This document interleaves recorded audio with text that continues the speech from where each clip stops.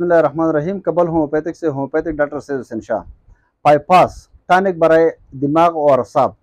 Doctor वलमार शवाबी Germany की तैयार करदा पाईपास दिमाग और असाब के लिए बेहतरीन टॉनिक है। इस बायोकेमिक मरकब में पेरम्पास खून की कमी को दूर करती है और सूजश की पेश से बचाती है।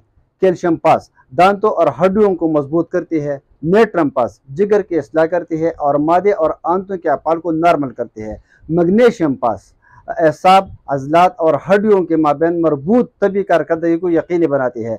और पोटाशियम पास दिमाग और एसाब को तक़वियत देकर एसाबी निज़ाम, जो कि तमाम इंसानी जिस्म को चलाने वाला सरदारी निज़ाम है, की कारकर्दगी को बेहतर से बेहतर राहों पर गामजन करवाती है।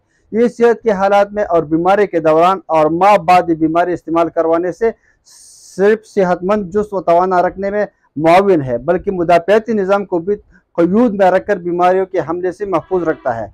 हर जिन्स और हर उम्र के अफराद के लिए मौसर है। बच्चों के लिए 1 या 2 गोली और बालोगों के लिए 3 या 4 गोलियाँ दिन में 3 मरतबा या नीम गर्म पानी के साथ या चुसाकर इस्तेमाल कर सकते हैं।